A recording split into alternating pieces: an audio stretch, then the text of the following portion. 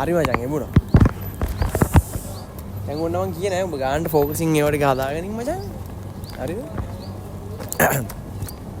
ඉතින් සියලු දෙනාටම සුබ දවසක් වේවා. අද SL Tech YouTube channel එකේ ඉන්න තවත් අලුත් brand new episode එකක ඔයාලව සාදරයෙන් පිළිගන්නවා. ඉතින් ඔයාලද බලන්න ඇති මොකද ස්ටුඩියෝ එක ඇතුලේ නෙමෙයි ඉන්නේ, ස්ටුඩියෝ එකෙන් පිට ඉන්නේ සහ environment එක නිකන් අමුතු විදිහකට තියෙන්නේ. ඉතින් මං ඇවිල්ලා ඉන්නේ ඩුබායි වලට. ඉතින් ඩුබායි වලට ඇවිල්ලා ඉද්දී මට හිතුණා මේ වගේ වීඩියෝ එකක් කරන්න ඕනේ කියලා. මොකද හැබැයි මම වැඩිපුරම මගේ channel එකෙන් කරේ tech side එක. කියන්නේ technology side එක කරේ සහ phone unlocking ඊට පස්සේ Windows ඒ වගේ ගොඩක් දේවල් software side එකේ ගොඩක් දේවල් ගැන මම කතා කරලා තියෙනවා. ඉතින් ඔයාත් තාමත් ඒ videos බැලුවේ නැත්නම් දැම්ම මගේ channel එකට ගිහිල්ලා subscribe වෙලා ඊට පස්සේ පල්ලෙහාට ගිහලා බලන්න. ඒකේ videos ගොඩක් තියෙනවා. ඉතින් සාමාන්‍යයෙන් games කොහොමද download කරන්න free download කරන්න හැමදේම මම කියලා දෙන්නේ. එහෙනම් අපි වැඩි විස්තර කතා කරන්න නැතුව අපි අද අපේ මාතෘකාවට එමු. කට්ටියට තියෙන ප්‍රශ්නයක් තමයි ඩුබායි එනවද? එහෙම නැත්නම් ඩුබායි වලින් ගොඩක් සල්ලි හම්බ කරන්න පුළුවන්ද? එහෙම නැත්නම් ඩුබායි වල job vacancies අපිට ආපු ගමන් jobs තියෙනවද සහ අපිට ඩුබායි වල survive වෙන්න පුළුවන්ද? ඉතින් ඔයාලට noises ඇහි මට සමා වෙන්න. මොකද මම මේ phone එක අතේ තියා recording on කරගෙන මේ දේ කරන්නේ. ඉතින් මේ සියලුම දේවල් වලට පිළිතුරු මේ වීඩියෝ එකෙන් තියෙනවා. ඉතින් අන්තිම වෙනකම් බලන්න. දැම්ම තාම subscribe කරලා නැත්නම් දැම්ම මාව subscribe කරලා bell icon click කරලා තියාගන්න. එහෙම වුණොත් තමයි මේ වගේ අලුත් වීඩියෝ ඔයාලටම ගන්න පුළුවන් වෙන්නේ. හරි. ඉතින් ඉස්සල්ලාම අපි පළවෙනි මාතෘකාවට එමු. ඔයාලට ඩුබායි වලට එන්න ඕනේ නම් ඩුබායි වලට එන්න ඕන නම් ඩුබායි හොඳයිද? මෙහෙමයි විසිට් එකක් එනවා නම් සාමාන්‍යයෙන් හොඳයිද කියන්නේ ඉතින් මෙහි තියෙන බඩු එහෙම නැත්නම් අපි කන්න ගන්න බඩු සහ ඉලෙක්ට්‍රොනික බඩුස් ඒ වගේ ගොඩක් ලොකු අයිටම්ස් තියෙනවා. ඉතින් අයිටම්ස් මාර විදිහට අඩුයි ලංකාවේ සල්ලිත් එක බලද්දි. ඉතින් සාමාන්‍යයෙන් මෙහි ඩිරම් වලින් යන්නේ. ඉතින් ඩිරම් වලින් යනකොට ලංකාවේ කරන්සි එකට මාරුනකොට සාමාන්‍යයෙන් ඇත්තටම මාර විදියට ගණන් අඩුයි මෙහෙ ගන්න equipments. ඉතින් ඒ වගේ ගොඩක් දේවල් සහ කෑම බීම මාර විදියට අඩුයි. හැබැයි අඩු හැම පැත්තකම නෙමෙයි මෙහි තියෙනවා ඉතින් පැති. ඉතින් ජුමේරවන් සහ ඩුබායි ඊට පස්සේ එක තැන් තියෙනවා. ඉතින් අපි නොදන්න පැතිත් තියෙනවා. ඉතින් මං ඇවිල්ලා දැනට මාසෙයි.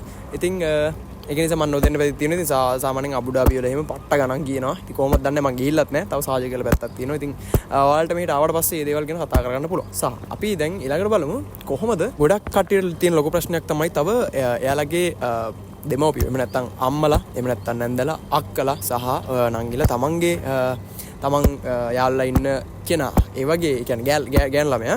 ඉතින් එයාලා මේ වගේ ඩුබායි වලට આવොත් එයාලට ලොකු ප්‍රශ්න වලට මුහුණ දෙන්න වෙයිද? ඉතින් ඒක ඔයාලට තියෙන ලොකු ප්‍රශ්නයක්. ඉතින් එහෙම දේවල් නැහැ. මොකද මේ ඩුබායි කියන්නේ ෆ්‍රීඩම් රටක්. ඉතින් එක එක කන්ට්‍රීස් වල එක එක රීජන්ස් කට්ටිය මෙහෙ ඉන්නවා. ඉතින් මෙහෙ ලෝකල්ස්ලා ඉන්නවා. ඉතින් එයාලා ඇත්තටම එහෙම කිසිම ප්‍රශ්නයක් වෙන්න දෙන්නේ නැහැ. මොකද මෙහෙ මාර විදියට මෙහෙ සොසයිටි එක අමුතුයි. අපිට හිතා ගන්න බෑ. කියන්නේ සාමාන්‍යයෙන් ගෑනු කෙනෙක්ගේ මුණ දිහාවත් හරියට කෙලින් බලන්න බෑ. එහෙම බැලුවොත් එයා කම්ප්ලේන්ට් එකක් දැම්මොත් ඒ බලපු කෙනාට ලොකු ප්‍රශ්නයක් වෙනවා. ඉතින් ඒ වගේ රටක් තමයි ඩුබායි කියන්නේ. ඉතින් ඒත් එක්කම අපි සාමාන්‍යයෙන් ජොබ්ස් පැත්තට ගියොත් ඉතින් ජොබ්ස් මෙහි ඩුබායි වල තියනවාද? ඇත්තටම තියනවාද? ඩුබායි වල ජොබ්ස් ඕන තරම් තියෙනවා. හැබැයි මේ ඩුබායි වල ජොබ්ස් වලට ඔයාලට ආපු ගමන් යන්න පුළුවන්. එහෙම නැත්නම් ඔයාලා විසිට් එකක් ඇවිල්ලා ජොබ් එකක් සෙට් කරගන්න හිතාගෙන ඉන්නවා. එහෙම නැත්නම් අපි සාමාන්‍යයෙන් කියනවා අපේ යාළුවා අපිට කතා කරලා කියනවා ආවා එන්න ඔයාලට ජොබ් දෙන්නම්. ඊට ආරකයි මේකයි කියලා. ඉතින් ලොකු කතන්දර තියෙනවා. ඉතින් මෙහි කතන්දර ලෝකයක්. ඉතින් මෙහි සාමාන්‍ය ලංකාවේ මිනිස්සුම තමයි ලංකාවේ මිනිස්සුන්ට කපන්නේ. කෙටිම ගොත් කපන්නේ. ඉතින් මේ වගේ ගොඩක් දේවල් තියෙනවා. ඉතින් අපිට දැනගන්න මාර දේවල් තියෙනවා. මම මේ මාසය ඇතුළත මම ඇවිල්ලා මම දැනගත්ත දේවල් එක්ක තමයි මම මේ ඔයාලත් එක්ක ෂෙයා කරන්නේ. මේ ටයිම් එකට ඉතින් ඔය වගේ සද්ද බද්ද ඇහෙනවා. ලොකු ප්‍රශ්නයක් ඒක. නේද? ඉතින් මම හිතනවා ඔයාලට මං කියන වොයිස් එක හොඳට පැහැදිලිව ඇහෙනවා ඇති කියලා අරකට එනකොට. ඉතින් ඒක මෙහෙමයි. ඉතින් ඩුබායි වල යාලා අදහන ආගම. ඉතින් යාලා අනිවාර්යෙන්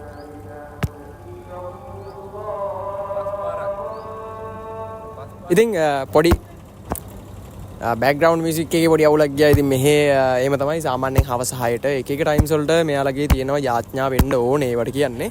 ඉතින් එයාලගේ ආගම අදහනකොට එයාලා මේ වගේ දේවල් එයාලගේ announcement එකක් විදියට කියනවා.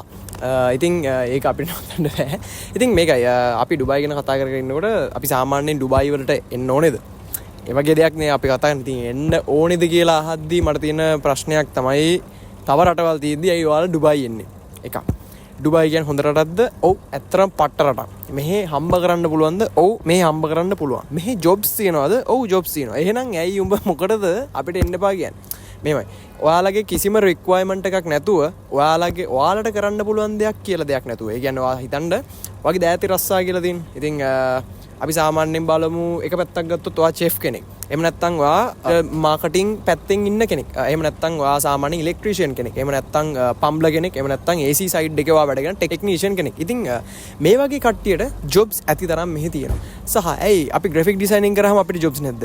අපි වීඩියෝග්‍රැෆි ෆොටෝග්‍රැෆි කරනවා. ඉතින් අපිට ජොබ් නැද්ද? ඉතින් අපි ෆ්‍රීලාන්සින් කරනවා. ඉතින් අපිට ජොබ් නැද්ද? තියෙනවා. ජොබ්ස් තියෙනවා. හැබැයි ජොබ්ස් මෙහෙන් ගන්න අමාරුයි. ඒ කියන්නේ මොකද්ද? ඔයා හිතන්න මෙයාලගේ සැලරි එක අවම සාමාන්‍යයෙන් වීඩියෝග්‍රැෆර් ෆොටෝග්‍රැෆර් කෙනෙක්ගේ අවම සැලරි එක ඩිරම් 3000.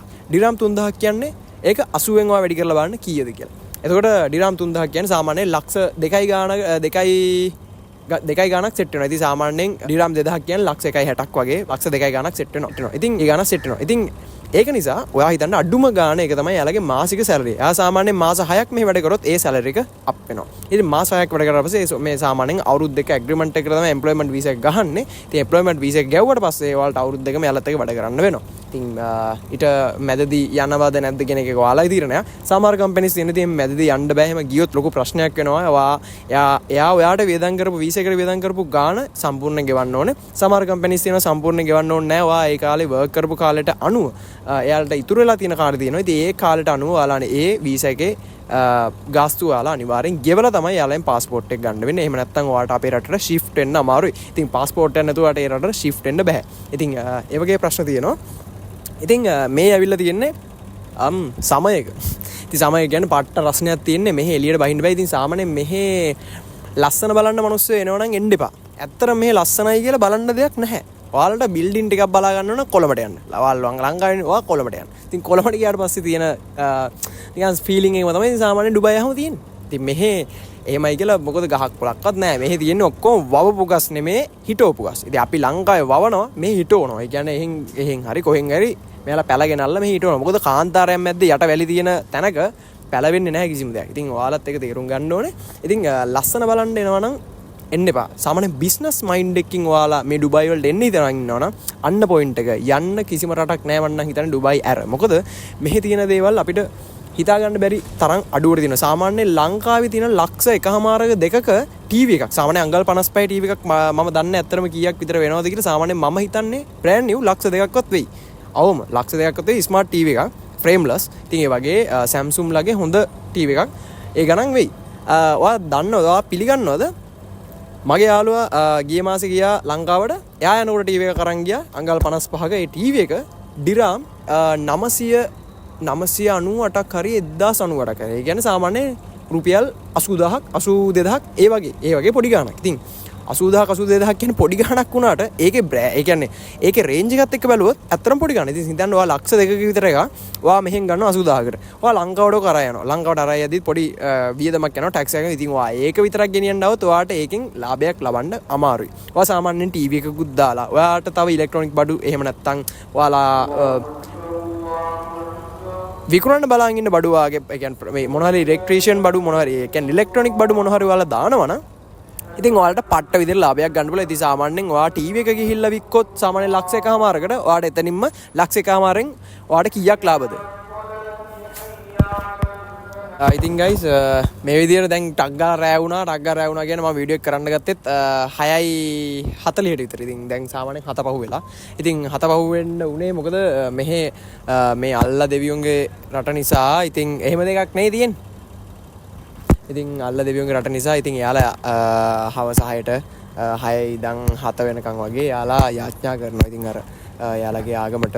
ඉතින් ඒකේ සද්ද ඇහෙන නිසා තමයි මම වීඩියෝ එක ස්ටොප් කරලා පෝස් කරලා ඊට පස්සේ මේ ආපහු පටන් ගත්තේ. එතකොට රෑ වුණා. යවුලක් නැහැ. ඉතින් මෙහෙමයි ඊළඟ වීඩියෝ එකකින් මම අනිවාර්යෙන් ගේනවා ඔයාලා මේ ඩුබායි වලට එනවා නම් මේ ඩුබායි වල ඔයාලා කරන්න ඉන්න ජොබ්ස් එහෙම නැත්නම් ඔයාලා කරන්න බලාපොරොත්තු වෙන එනවා නම් ජොබ්ස් මොනවා හරි ඒවට කරන්න ඕන දේවල්. හරිද? ඒවත් එක්කම සාමාන්‍යයෙන් ඔයාලා සාමාන්‍ය විසිට් එකක් දාන්න එනවා නම් ඔයාලා අනිවාර්යෙන් පල්ලෙන් කමෙන්ට් එකක් දාගෙන යන්න. ඔයාලට වීසා ප්‍රොසෙස් වලට යන ගණන් කොහොමද ඒව දැනගන්න ඕන නම් අනිවාර්යෙන් පල්ලෙන් කමෙන්ට් එකක් දාගෙන යන්න. සහ මේ සමයකේ එනවා නම් ඇත්තටම ජොබ්ස් තියෙනවද වින්ටර් ගේනවන්න ජොබ්ස් තියෙනවද ඉතින් ජොබ්ස් තියෙන කාලේ මොනවද ඊළඟ වීඩියෝ එකෙන් ඒ සියලුම දේවල් කතා කරනවා ඉතින් මේ වීඩියෝ එකේදී මට ගොඩක් දේවල් මේ විදිහට කතා කරගන්න බැරුව ගියා මොකද මේ වගේ නොයිසස් ආවා ඒත් එක්කම රෑ වුණා ඉතින් මට රෑ වුණාට පස්සේ මට මේ වීඩියෝ එක කරන්න බෑ ඉතින් කරන්න බෑ කියන්නේ ලයිට්නින් මුකුත් මම ගෙනල්ලා නැහැ මම මෙහෙට එනකොට ට්‍රයිපෝඩ් එකයි ජිම්බල් එකයි කැමරාවයි අතේ තියෙන ෆෝන් එක තමයි ගේන්න උනේ ඉතින් මේ ඉතින් මට දැනිච්ච දේවල් මම ඔයාලත් එක්ක ෂෙයා කරගත්තා. ඉතින් ගොඩක් දේවල් මේ වීඩියෝ එකේ කතා කරන්න බැරුණා. ඇත්තටම මට සමා වෙන්න. ඊළඟ වීඩියෝ එකේදී මම හරියටම සියලුම දේවල් මං වචනයක් නෑ අර හැමදේම මං ඔයාලට කියනවා. ඉතින් ඔක්කොම කලින් මම ස්ක්‍රිප්ට් එක හදාගෙන මම ඊළඟ වීඩියෝ එකේදී මං කරනවා. ඒ කියන්නේ හෙට වීඩියෝ එක මං කරනවා. ඒ හෙට වීඩියෝ එක ඔයාලට කවද්ද අප්ලෝඩ් වෙන්නේ කියන එක මගෙන් අහන්න එපා. මොකද එඩිට් එකෙන් පස්සේ ඒක අප්ලෝඩ් කරන්න වෙන්නේ. ඒකට දවස් දෙක තුනක් ඒ ප්‍රශ්නයක් කරගන්න එපා. ඊට කලින් මං අප්ලෝඩ් කරගන්න බලනවා. මොකද සාමාන්‍යයෙන් දැන් මේක අද දාලා ඉතින් සාමාන්‍යයෙන් හෙට එහෙම නැත්නම් අනිද්දා වගේ වෙන්න මම ඔයාලට ඊළඟ වීඩියෝ එක දෙන්න. ලොකු ප්‍රශ්නයක් කරගන්න එපා. ඉතින් ඔයාලා අනිවාර්යෙන් බෙල් අයිකන් ක්ලික් කරලා දෙනවා සබ්ස්ක්‍රයිබ් කරලා දෙනවා. ඉතින් අනිවාර්යෙන් මම වීඩියෝ එක දාපු ගමන් ඔයාට ඒ වීඩියෝ එක එනවා. ඉතින් මට මෙතනින් ගියා කතා කරන්න දේවල් ගොඩක් තියෙනවා. ඉතින් මේ වෙලාවේ කතා කරගන්න බෑ. අතරම දැන් කරවල වේගෙන ඉන්නේ සහ නොයිසස් එනවා. ඊට පස්සේ විලායකට කට්ටිය එනවා. එතකොට යාළගේ කෑකෝ ഘോഷා සද්දේ ඔයාලට ඇහෙනවා. ඒක ප්‍රශ්නය. එහෙනම් ඊළඟ වීඩියෝ එක හම්බ වෙනකන් මාත් එක්ක මම දෙන්න මම SLට එක YouTube channel එකේ මනුෂ්‍ය සඳරුවන්.